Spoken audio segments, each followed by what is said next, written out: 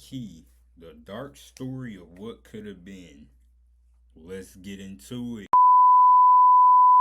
Hey man, what is going on YouTube? It's your boy Chiron. I'm back with another video, and in today's video, I'm gonna be reacting to the story of Lil Key, man. You know what I'm saying? I seen the video on it, so I'm like, why not react to it with my guys, man? Y'all my guys. You know what I'm saying? Y'all my guys. So before we get into this video, make sure you like, sub. Road to 500. We almost there, bro. We almost there. I'm grinding. But I don't know it's y'all time or my time, so we about to get right into this video. Let's get it. Let's see what they talking about. Yeah, man. Let's get it. An upcoming superstar. What can you tell us about your brother Lamar? Down came the rain and washed the spider out. What's funny, nigga? I shoot you on your shit. Yeah, Rich Queen. Yeah, I'm talking to you, Rich Queen. I shoot you on your shit, boy. In this video, we're going to be covering Lil Key and his career thus far. Don't tell me lies, man. Don't tell me lies.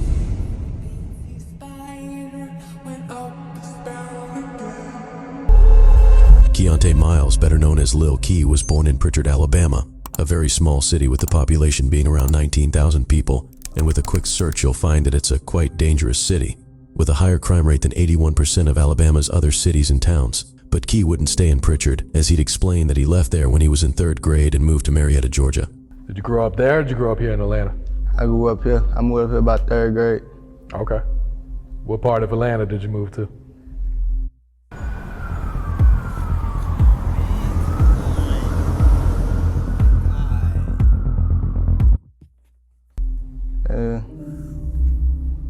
Marietta. Okay. I be everywhere.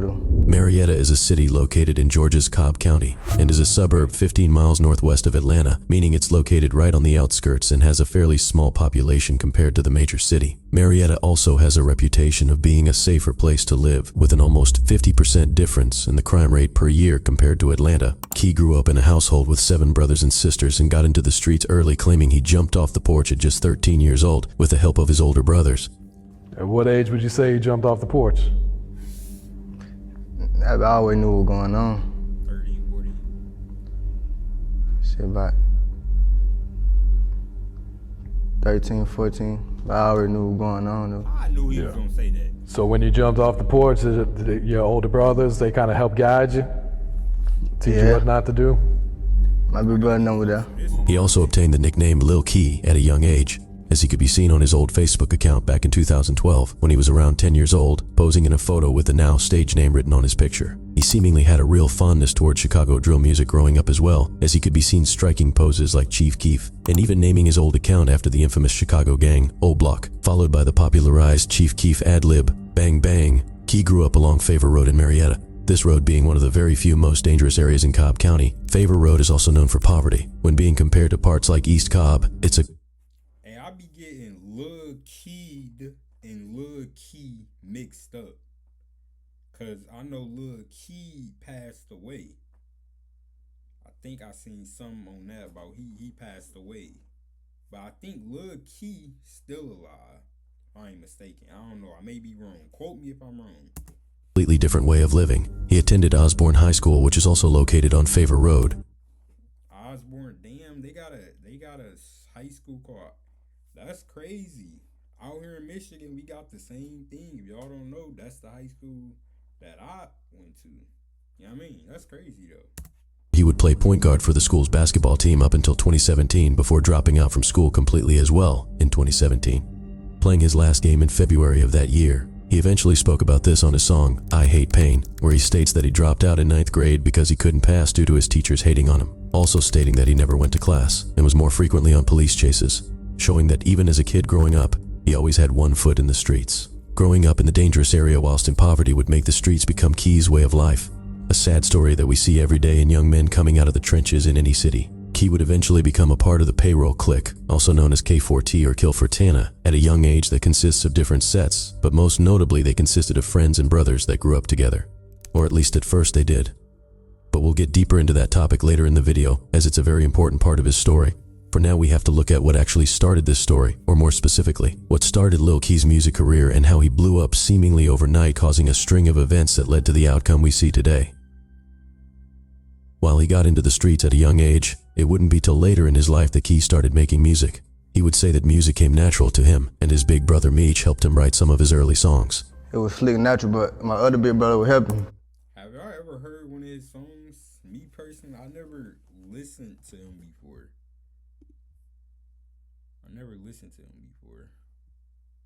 Should I turn subtitles on? Nah. Yeah. He used to help me write that shit.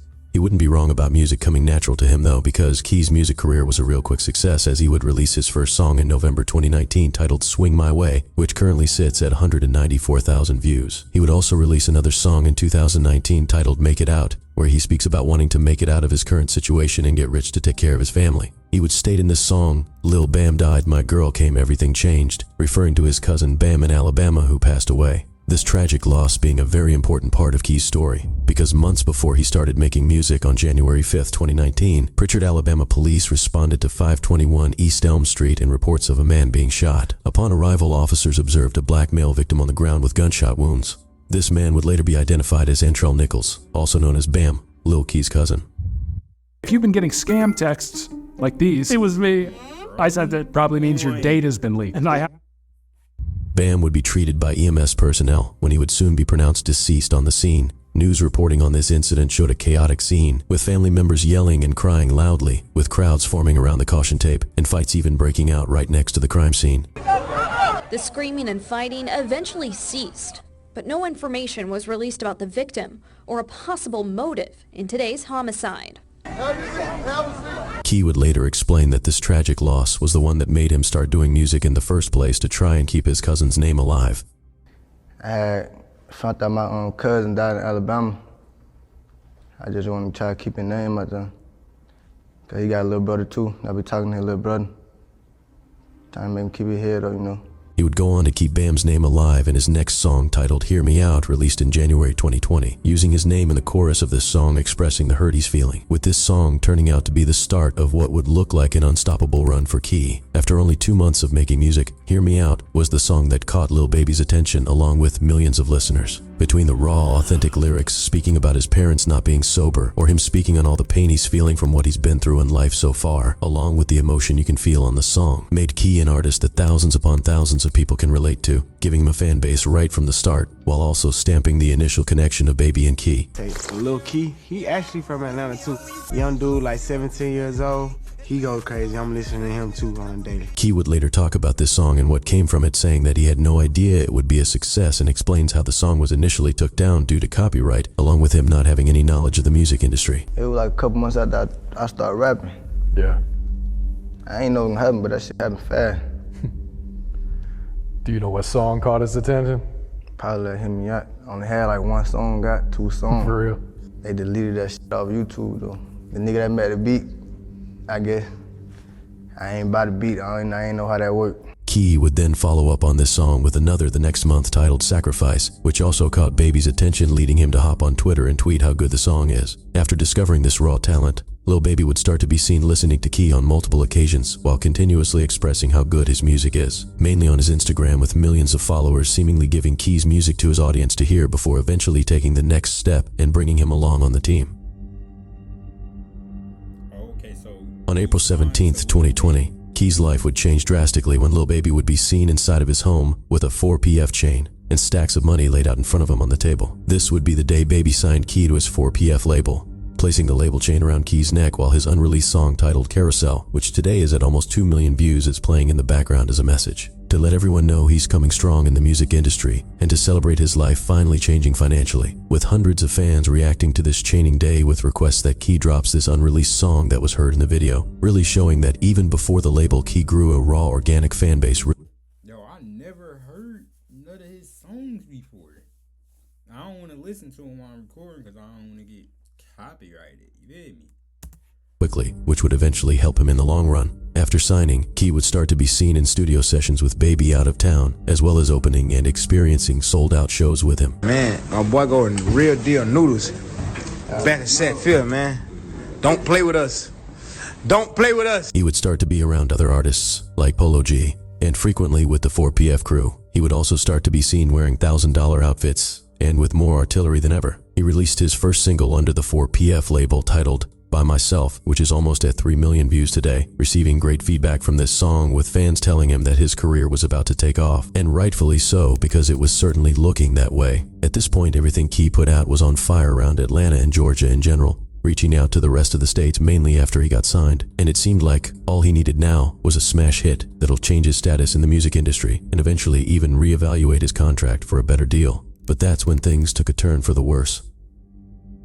President Trump, why do you believe it's appropriate to weigh in on the racial identity of your opponent? I don't know. I mean, well, like 3 ads in 8 minutes is crazy, my guy. Over the summer of 2020, Lil Key would let his By Myself single released in spring run up some numbers, with him only releasing 2 notable songs months later in August of 2020, one on World Star Hip Hop and the other as a feature for his label mate, Cold Hearted Savage. It was also around this time where he would start to broadcast his street activities more than usual as well, because in August of 2020, he would go on Instagram Live, previewing some of his music, when he would spot an op in his comments and completely flashed out in front of 400 viewers. funny, I shoot you in your shit. Yeah, Rich Quinn. Yeah, I'm talking to you, Rich Quinn. I shoot you in your shit, boy. Lame ass on my Instagram. I'm on that, boy. I'm gonna shoot you on your shit when I catch you. Then suddenly, a month later on September 13th, 2020 at 2 a.m., officers were dispatched to reports of shots fired off Belmead Court in Marietta. When officers arrived on the scene, they located a 23-year-old man lying in his bed with several gunshot wounds and pronounced the man deceased on the scene. This 23-year-old man being Lamar Miles, also known as Mar. Lil Key killed him? Key's older brother. Evidence suggested that the bullets came from outside the house, and reports show that a 22-year-old woman, who was allegedly Lamar's girlfriend, was also grazed in the arm by a bullet and refused to be transported to a hospital, and this case still remains unsolved to this day. The tragic loss was followed by an obituary that states Lamar was survived by his 2 parents, his son Jamar, his girlfriend, brothers, sisters, cousins, grandparents, and more extended family. Now, I want to be clear, the alleged reasoning behind this specific homicide is a sensitive topic and is strictly based off rumors from the streets, with none of these things being proven true as of today, and all info was taken from publicly available sources. But the fact is, theories exist and things were said publicly, so I'm doing my best to report on it while using the word allegedly very heavily. Key and his brother Lamar are both affiliated with the Payroll Clique, a gang located along Favor Road where they both grew up, and was created long before he started rapping. This clique is also known as K4T or Kill for Tana, which consists of multiple sets and one forming a whole. Payroll K4T are beefing with a set called the Mucho Babies, also known as MOB. This set being a group of Sex Money Murder Bloods formed in the South Cobb area, mainly the Whispering Glen neighborhood on Hopkins Road, which is 13 minutes away from Payroll, along with sections in Smyrna and Austell, Georgia as well. The Mucho Babies also have a younger generation hybrid of their clique who goes by Hop Out Gang, or HOG. This younger generation operates on Hopkins Road as well, located in Powder Springs, Georgia, with all of these different locations being only 10 to 20 minutes away from each other, and all located in Cobb County. Hop Out Gang is notoriously responsible for the shooting that took place at McEachern High School in Powder Springs earlier this year on February 1st, when video footage would surface of a brief altercation between multiple people in a school parking lot, when shots would fly from both directions as the students scatter from the area. They're trying to jump my... You're right. Holding each other's straps. This incident left 2 young men shot in the arm and leg who did not attend this high school, with one of the victims even being charged for possession of a weapon on school property, as well as So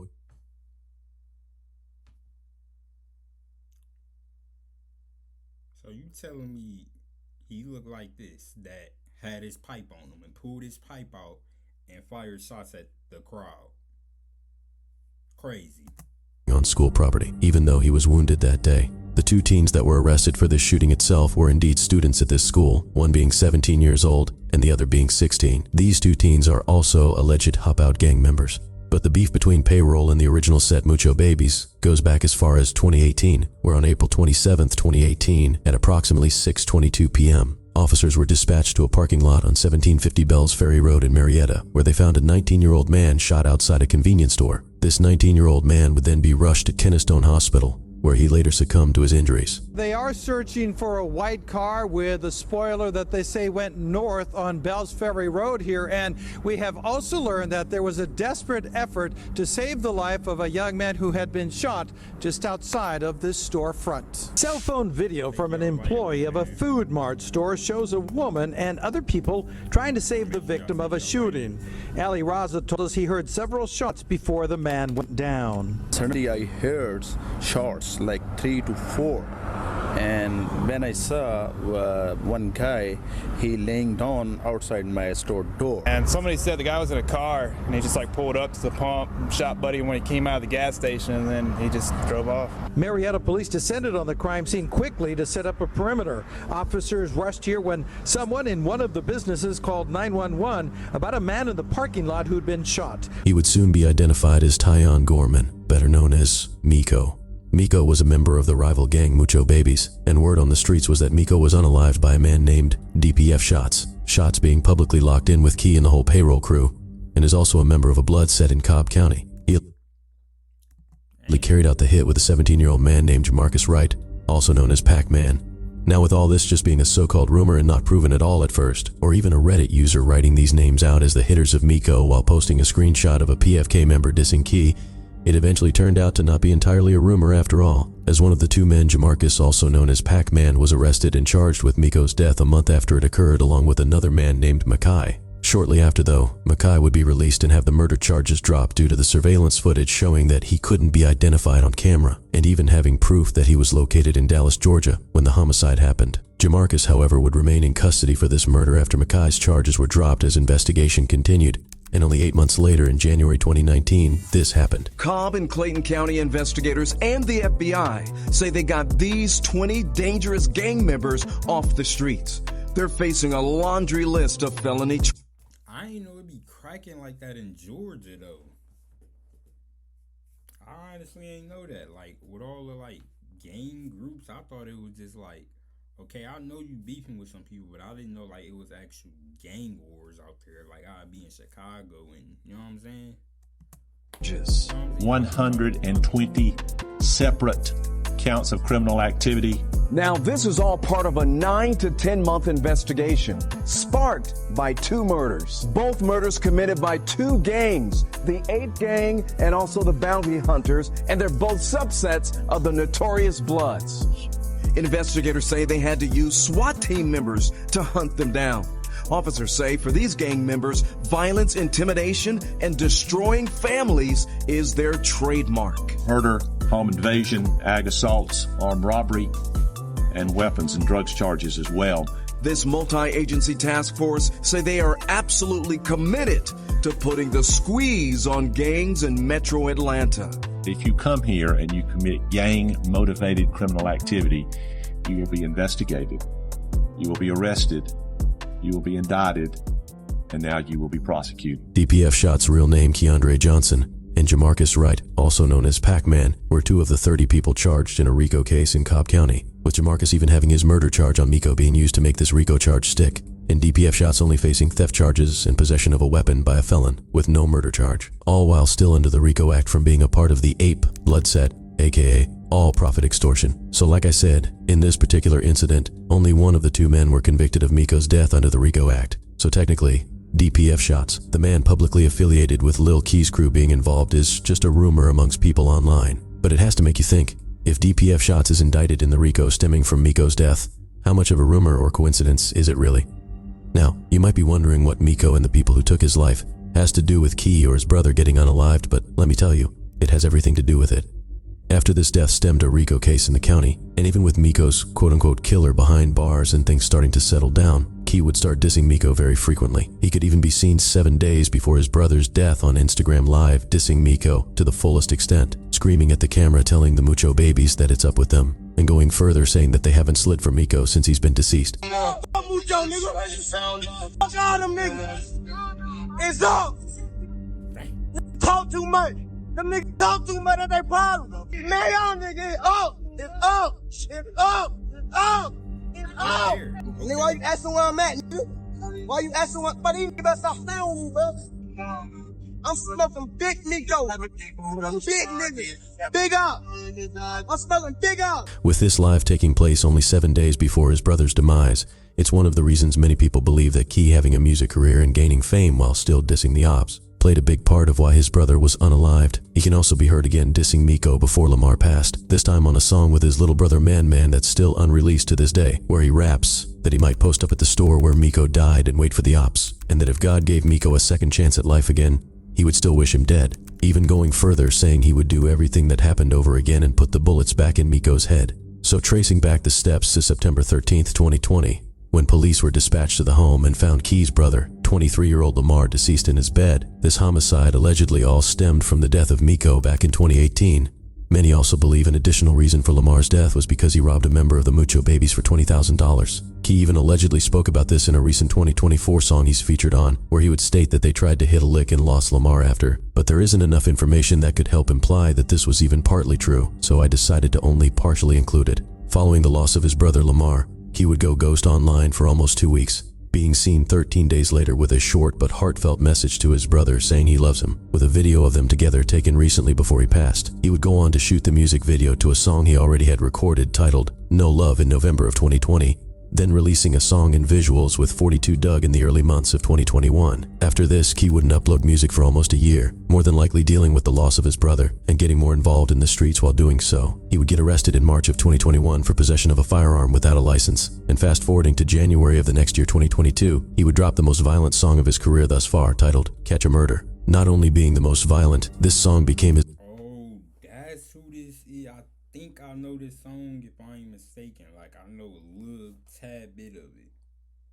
It go like something, you want to catch a murder. That's who this is. I knew I probably heard him somewhere, but I never like got on my phone and was like, okay, let me play this. But I know I used to hear it around though. Okay, now I'm... Popular release, with it currently sitting at 20 million views on YouTube and over 3 million streams on Spotify. The mood and lyrics of this song fit the title perfectly, with him starting off asking if you want to catch a murder, going on to explain the steps to do so. He would start dissing the Mucho Babies as well by saying he doesn't care if it takes 20 years to unalive them, it's going to happen for certain. Going on to say more bold lyrics claiming that he hopes someone's plug puts a deadly drug in their pill and they pass away from it. He would eventually start to talk about the night his brother passed as well, saying, "Innocent little children, they almost shot my lil one," referring to Lamar's son who was in the home when shots came from outside into Lamar's bedroom. He adds that it's almost been a year since his brother passed at the time of this release, and he's still numb to the pain from it, along with any other pain. A common symptom in people who have grief or experience trauma in their life,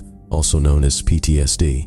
He'd lastly state in this verse that even if he makes $50 million, nothing will make him forget this loss, and he'll still seek revenge over it. The overall lyrics and mood of this song clearly wasn't just about the loss of his brother, but majorly a warning to the people responsible for it, the Mucho Babies. And it would certainly all unfold in front of the audience's eyes, because an upcoming rapper from the Mucho Babies side named Lil Crank would immediately respond to this viral song. Lil Crank was a close friend to Miko, as they're both from the Mucho Babies, and he could be seen mourning Miko back in 2018 when he passed and before Crank became a rapper. Crank would respond to this song with a song of his own, seemingly remixing the name, titling it Murder She Wrote. This response by Crank was made loud and clear to everyone listening, mainly by him actually filming the music video in Key's neighborhood. He would shoot scenes at the Favor Road corner store inside and outside the store, as well as the Amber Grove apartment complex across the street from Favor Road, which is a known spot for the payroll clique to reside. Him and Mucho would also shoot an ending scene at the taco truck next to the store on Favor Road, telling Key and payroll to come get some tacos and see what happens. Y'all niggas never outside.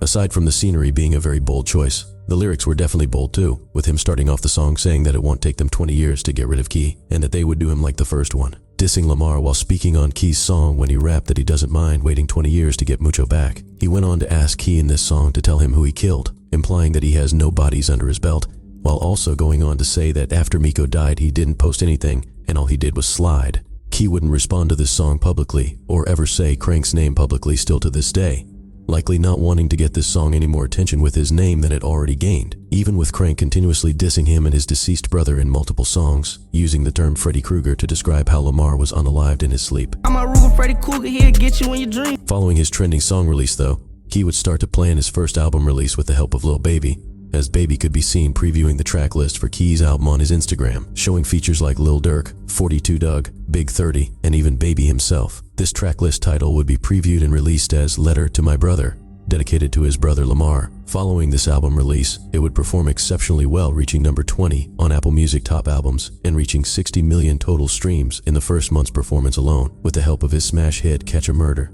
He would follow up on this successful release with 2 music videos, one being to his song dedicated to his brother having the same name as the album, the other being a music video with Lil Baby to their song titled What You Saying that currently sits at 10 million views. After these types of numbers, you would think Key was on pace to becoming one of the biggest freshmen in the rap game, with his streams being in comparison with artists that have already been in the game for a while and surpassing the majority of other freshmen out at this time. But that's when things would once again after another rise.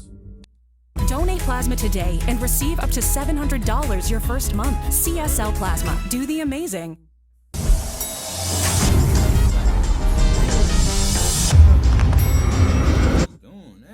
Take a turn for the worse.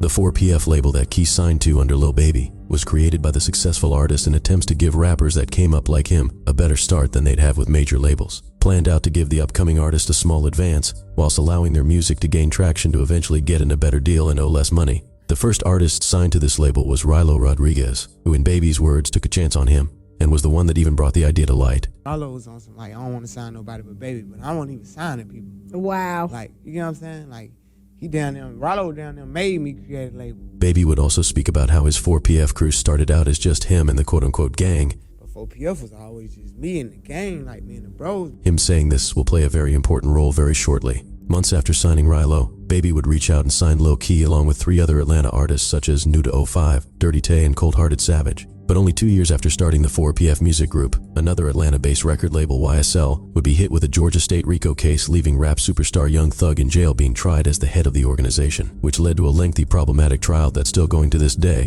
while turning the millionaire rapper's life completely upside down. The main allegations in this trial are that Young Thug's YSL is a street gang that uses earnings from Thug's music to fund the criminal organization, while Young Thug's defense is maintaining that YSL is certainly not a gang, putting his freedom even more on the line by taking the case to trial. Now for Baby, Young Thug is one of his closest friends even before he fully got into music, with them being locked in from the streets of Atlanta years prior. But Baby wouldn't have much time to feel sad for Thug or just watch from the sideline, because only 2 days after YSL's May 9th takedown, the Georgia Investigation Bureau would have a document leaked showing the list of criminal street gangs that are under investigation in Atlanta. These said gangs included the already indicted YSL, and to an almost certainly heart-dropping discovery for Baby, the list also included his 4PF or 4 Pockets Full label as a street gang. Not only did the feds have 4PF on paper, Hey, I ain't gonna lie, that nigga Lil Baby smart, cause if y'all don't know, bro, 4PF, that's not like no thing no more. Like that's not his label. He don't label. He changed all that shit.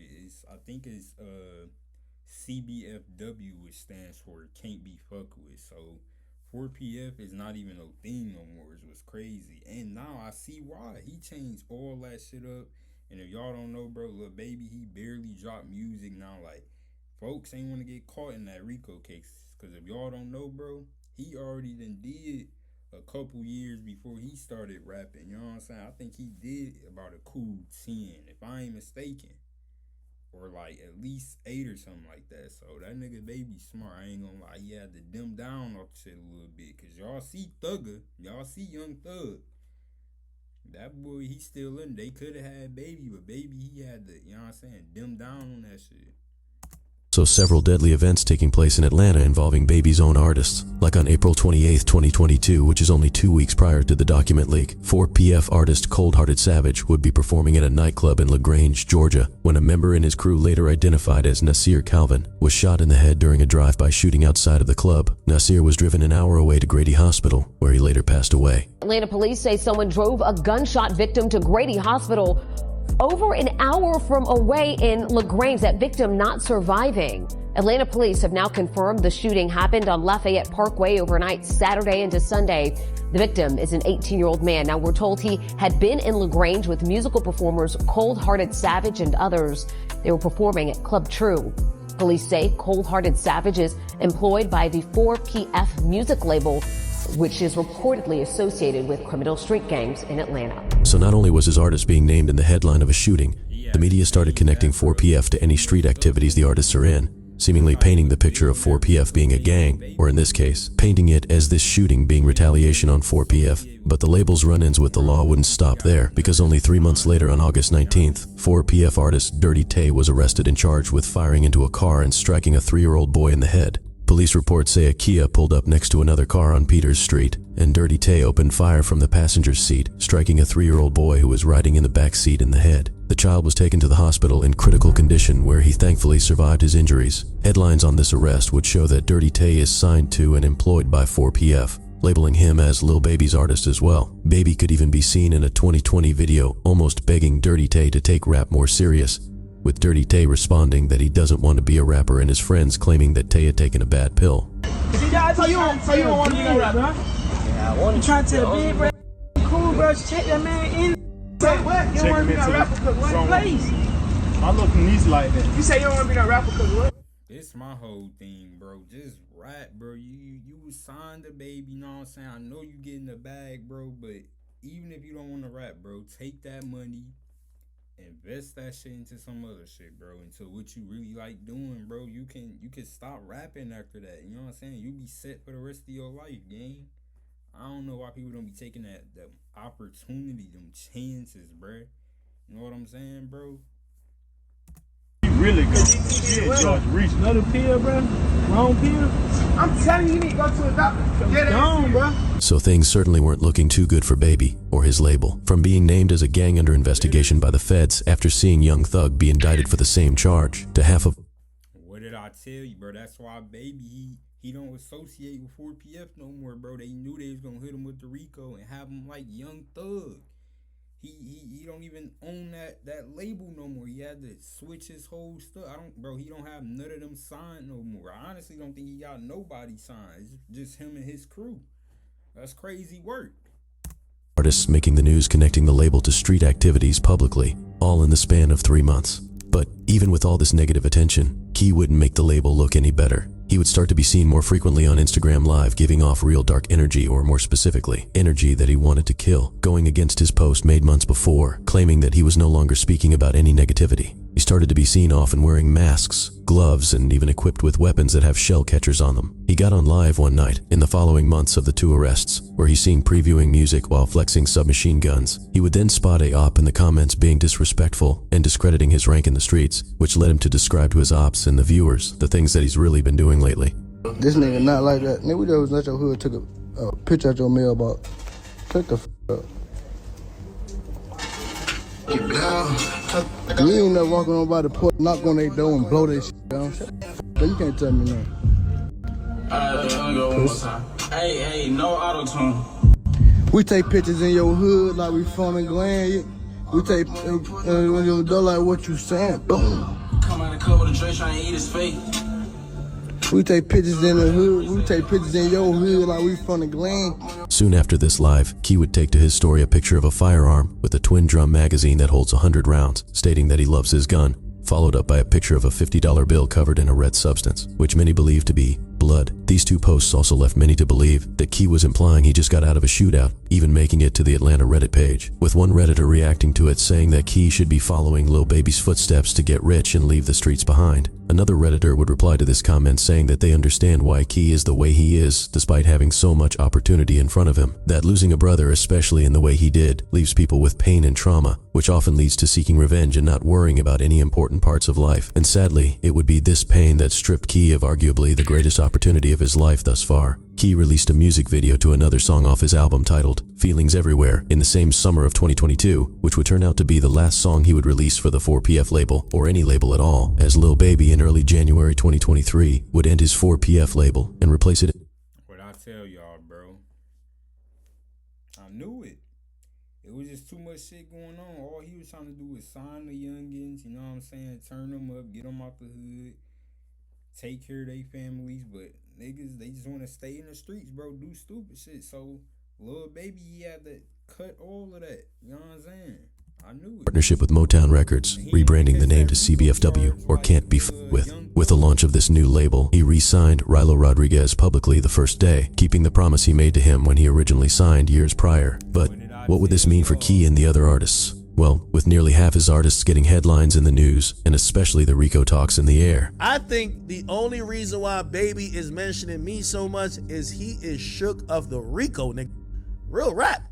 The Rico is coming. That nigga heard 4PF, and now he rapping at a nigga who he knows is not in the streets, because he got some street shit that he could be talking about. Lil Baby decided not to bring along the majority of his former artists. This included the now incarcerated Dirty Tay, Cold Hearted Savage, and also Lil Key. But one notable thing about Lil Key and his career so far is that he definitely has a huge organic fan base, but at the same time, him having no label behind him also means no promotion of his music, no funding, no future touring, less industry connections, and much more. For the music side of things, Key definitely didn't give up music after his release. He went on to drop a mixtape in March of 2023, which included features like ESTG, Rilo, and Nuda 05. This tape was released on YouTube, and 5 of the 11 songs from the tape hit over 1 million views on just the audios alone, really showing the authentic fan base that he has, just like the day he was initially signed to the label, and how that initial authentic connection that fans had to his music would eventually help him in the long run, which it certainly has. Every feature Key's been on since leaving 4PF does 100,000 views on average. He started doing lots of features this past year as one of his ways to make money from his music independently, with majority of these features being for local artists, and all still doing exceptionally well numbers with him on the song. But the release from the label surely wouldn't lead him to strictly focus on music, because he's now seemingly more involved in the streets than ever. He was seen earlier this year at the store where Miko died, trolling and reenacting the scene of his demise, also being seen on Instagram posted on his block with guns in his hands, and even posting an op on his story claiming that he's smoking on him before the man is even deceased, seemingly letting everyone know that soon the man will be dead. This behavior would make his fans start to question why he's doing this and why he can't just focus on music, with the same answer eventually coming back again and again, that the loss of his brother changed everything for Key.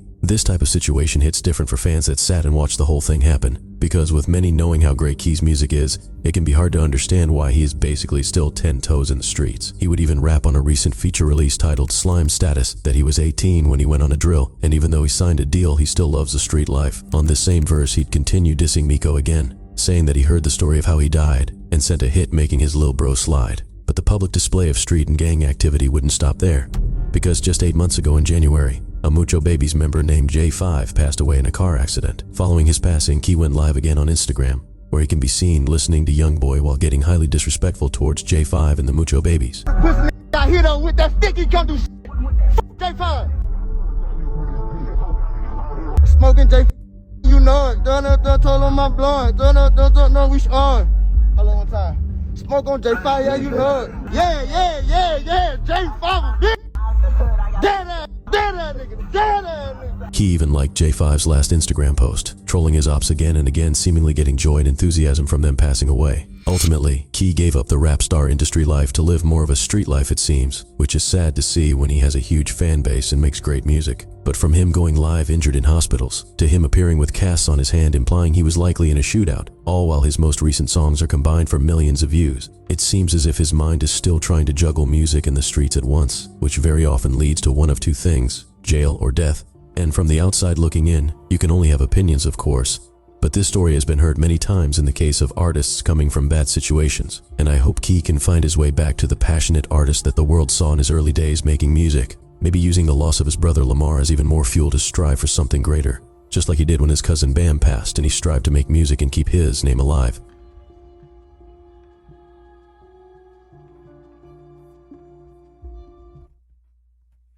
How y'all feel about this whole story, man? I feel like it's stupid, bro.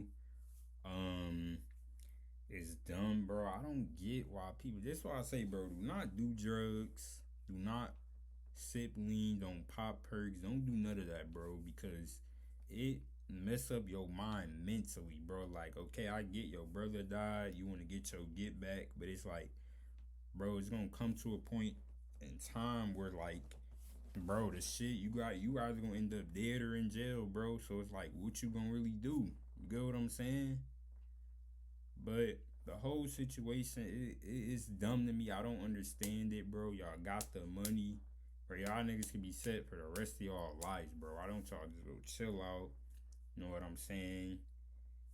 Get a girlfriend. Like, go get married, have kids. Maybe that make you feel like you living for something. You get what I'm saying? If you have a kid or something. You know what I'm saying, bro? The whole situation is crazy. Y'all comment down below. Y'all let me know how y'all feel about it, bro. And yeah, that's gonna conclude today's video. Y'all make sure y'all like and sub on the road to 500. And I'ma see y'all in the next video. No cap.